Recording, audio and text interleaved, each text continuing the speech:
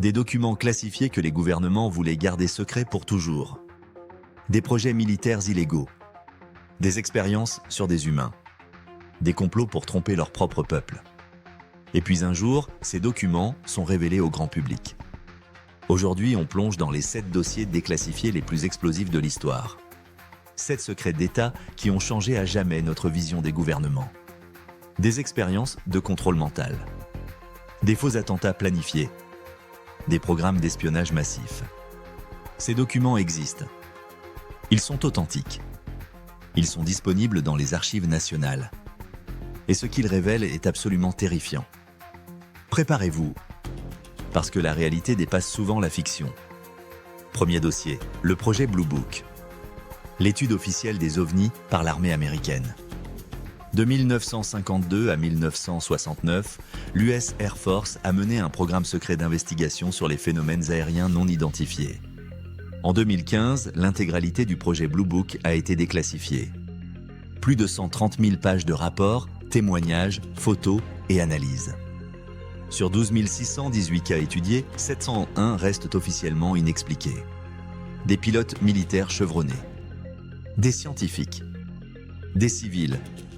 Tous ont rapporté des objets volants aux capacités impossibles. Vitesse hypersonique, virage à angle droit, disparition instantanée. L'armée a tenté d'expliquer ces phénomènes par des ballons météo, des reflets, des hallucinations. Mais pour 701 cas, même après des années d'investigation, aucune explication conventionnelle n'a été trouvée. Le projet a été officiellement fermé en 1969 avec la conclusion que les ovnis ne représentaient pas de menace pour la sécurité nationale. Mais la question reste, si ce n'était pas une menace, pourquoi enquêter pendant 17 ans ? Les documents sont disponibles dans les archives nationales américaines, consultables par tous. Et ils posent plus de questions qu'ils n'apportent de réponses. Deuxième dossier, la zone 51.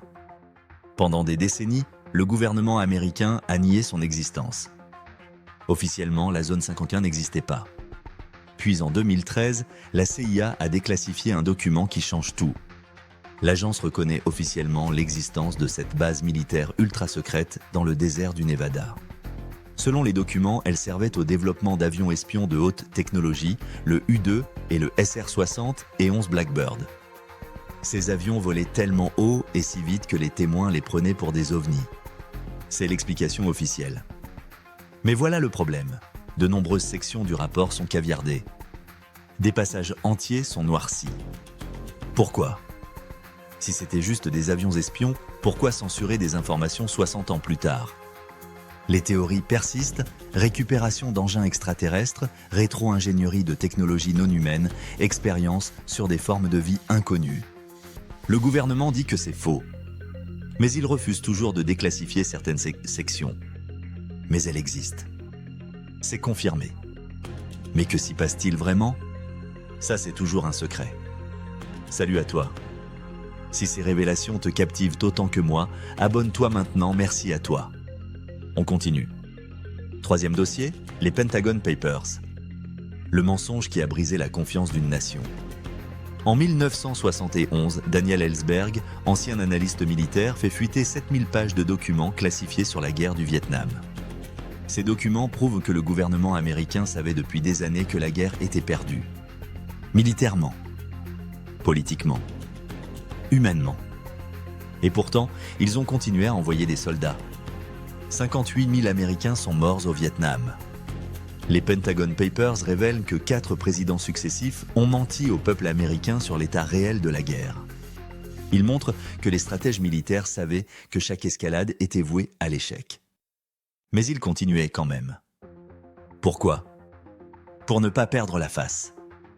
Pour ne pas admettre l'erreur. Le scandale a été monumental. La publication de ces documents par le New York Times a déclenché une bataille juridique jusqu'à la Cour suprême. Les documents ont été officiellement déclassifiés en 2011 par les Archives nationales. Mais le mal était fait. La confiance du peuple américain envers son gouvernement ne s'est jamais complètement rétablie. Les Pentagon Papers ont changé à jamais la relation entre un gouvernement et ses citoyens. Quatrième dossier, le projet Manhattan et les expérimentations radioactives. Tout le monde connaît le projet Manhattan. la création de la bombe atomique pendant la Seconde Guerre mondiale. Mais ce que peu de gens savent, c'est ce qui s'est passé après.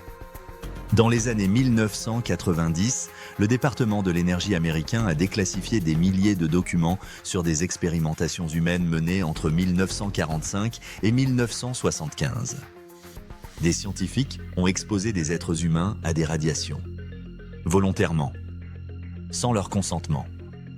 Des patients hospitalisés recevaient des injections de plutonium pour observer les effets. Des prisonniers étaient irradiés pour tester les limites du corps humain. Des enfants handicapés mentaux étaient nourris avec des céréales radioactives. L'objectif officiel ? Comprendre les effets des radiations pour protéger les soldats et les travailleurs nucléaires. La réalité ? Des cobayes humains sacrifiés au nom de la science militaire. Des milliers de personnes ont été exposées. Beaucoup sont mortes de cancer. D'autres ont transmis des mutations génétiques à leurs enfants.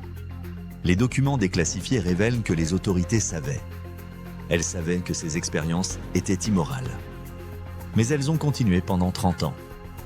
En 1995, le président Clinton a présenté des excuses publiques aux victimes et à leurs familles. Mais les cicatrices restent. Et les questions aussi, combien d'autres expériences n'ont jamais été révélées ? 5e dossier, l'opération Northwoods. Le plan le plus glaçant jamais conçu par le Pentagone. En 1997, les archives de sécurité nationale déclassifient un document daté de 1962. Un plan officiel approuvé par les chefs d'état-major interarmés pour justifier une invasion de Cuba. Le problème ? Il n'y avait aucune raison valable d'envahir Cuba. Alors ils ont décidé d'en créer une. Le plan Northwoods proposait de mener de faux attentats terroristes sur le sol américain, puis d'accuser Cuba pour déclencher une guerre. Les propositions incluaient faire exploser un navire américain dans la baie de Guantanamo et accuser les Cubains. Organiser une campagne de terreur à Miami et Washington avec des attentats à la bombe. Abattre un avion civil américain rempli de passagers et blâmer Castro. Créer de faux incidents pour faire croire que Cuba attaquait des pays voisins. Tout était détaillé. Les dates, les méthodes, les mensonges à raconter aux médias. Le président John F. Kennedy a reçu ce plan. Et il a refusé de le signer. Quelques mois plus tard, Kennedy était assassiné à Dallas. Coïncidence ? Complot ? On ne le saura probablement jamais. Mais une chose est certaine, le Pentagone était prêt à sacrifier des civils américains pour justifier une guerre. Le document existe. Il est consultable. Et il prouve qu'un gouvernement peut envisager de tuer son propre peuple. 6e dossier, le projet MK-Ultra. Le programme de contrôle mental de la CIA. Déclassifié dans les années 1970 après une enquête du Congrès, MK-Ultra est l'un des programmes les plus sombres de l'histoire américaine. De 1953 à 1973, la CIA a mené des expériences illégales sur des êtres humains pour développer des techniques de contrôle mental. Objectif officiel, créer des méthodes d'interrogatoire parfaites pour la guerre froide. Réalité, des milliers de personnes droguées, torturées et manipulées sans leur consentement. La CIA utilisait du LSD, de la mescaline, des barbituriques et d'autres substances psychotropes. Ils testaient l'hypnose, la privation sensorielle, les électrochocs, les abus sexuels. Certains cobayes étaient des prisonniers, d'autres des patients psychiatriques. Beaucoup étaient des civils ordinaires drogués à leur insu dans des bars, des hôpitaux, des universités. Un scientifique de la CIA, Frank Olson, est tombé d'une fenêtre après avoir été drogué au LSD par ses collègues. Suicide, meurtre. Le mystère persiste. Le programme a enfin été révélé en 1975 après qu'un journaliste du New York Times ait découvert des documents. La CIA a détruit la majorité des archives MK-Ultra avant qu'elles ne soient saisies. Mais environ 20 000 documents ont survécu. Ces documents montrent que l'agence a violé toutes les règles éthiques imaginables. Et probablement bien d'autres dont nous ne saurons jamais rien. MK-Ultra prouve qu'un gouvernement peut expérimenter sur son propre peuple. Sans scrupules. Sans limite. 7e et dernier dossier, les fichiers Snowden. Le plus vaste programme d'espionnage de l'histoire. En 2013, Edward Snowden, ancien employé de la NSA, révèle au monde entier ce que personne ne voulait croire. Les États-Unis espionnent massivement leurs propres citoyens, et ceux du monde entier. Les documents Snowden montrent que la NSA collecte les métadonnées de millions d'appels téléphoniques, qu'elle surveille les emails, les recherches Internet, les messages privés. Le programme PRISM donne à la NSA un accès direct aux serveurs de Google, Facebook, Microsoft, Apple, Yahoo. Le programme XKeyscore permet de fouiller dans les communications de n'importe qui, n'importe où, sans mandat. Des dirigeants étrangers sont écoutés. Angela Merkel, chancelière allemande, découvre que son téléphone est sur écoute depuis des années. Snowden publie ses révélations via The Guardian et The Washington Post. Le choc est planétaire. Le gouvernement américain l'accuse de trahison. Il fuit en Russie où il vit encore aujourd'hui en exil. Mais ces révélations ont changé le monde. Des lois sur la surveillance ont été réformées. Des débats sur la vie privée ont émergé. La méfiance envers la technologie s'est installée. Les fichiers Snowden prouvent que Big Brother existe, qu'il nous surveille et qu'il enregistre tout. Alors, qu'est-ce que ces 7 dossiers nous apprennent? Que les gouvernements mentent, qu'ils expérimentent sur leur propre peuple, qu'ils planifient des opérations terrifiantes, qu'ils espionnent tout le monde. MK Ultra nous montre que le contrôle mental n'est pas de la science-fiction. Manhattan nous rappelle que la science sans éthique est dangereuse. Les Pentagon Papers prouvent que les guerres continuent, même quand on sait qu'elles sont perdues. Blue Book et la Zone 51 posent des questions auxquelles personne ne répond vraiment. Northwoods révèle jusqu'où un gouvernement peut aller pour justifier une guerre. Et Snowden nous montre que la surveillance de masse est notre réalité quotidienne. Ces documents existent. Ils sont consultables. Ils sont réels. Et ils nous rappellent une vérité essentielle. Questionner le pouvoir n'est pas de la paranoïa.